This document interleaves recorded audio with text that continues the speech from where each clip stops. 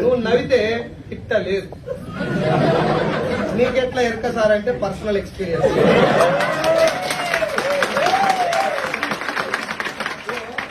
నేను బాగా బయట తిరిగి వస్తా.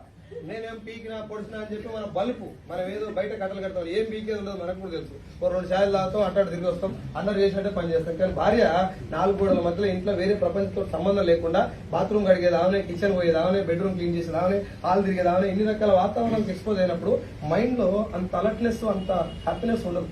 ఒక ఏమంటారు కంప్రెస్డ్ మైండ్ కి లోన్ అయిపోయి భర్త వచ్చినప్పుడు ఏదైనా హ్యాపీగా ఉంటాను నువ్వే ఇంకా పెట్టుకుని వస్తుంది కాదు. మళ్ళీ ఇంకొచ్చి డైలాగు ఆడిదాన్ని నీకే ఎంతుంటా మొగోడు నాకెంతుందా ఏముంది మచ్చా నీకు చెప్పిన ఛాయలకి ఇత్త గోలేస్తే పుట్టుకు అంటాం. అవునా కాదు?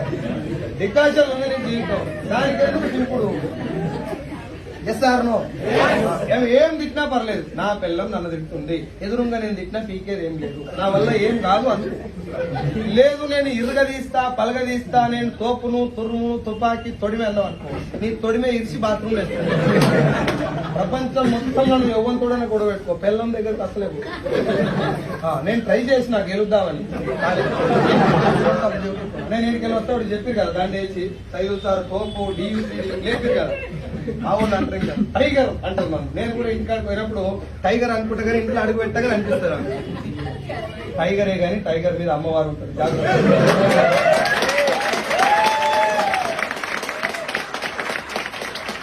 నా రిక్వెస్ట్ ఏంటంటే ముఖం మీద నవ్వు అంటించుకో. నీకు నవ్వు వస్తలేదంటే ఈ మీటింగ్ లో కూర్చో.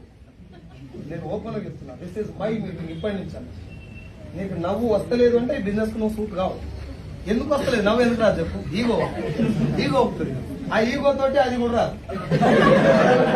జలక దిక్కల రాజా, నిన్న మొన్న రాజా, చట్నీస్ లో తిన్న రాజా రాదు.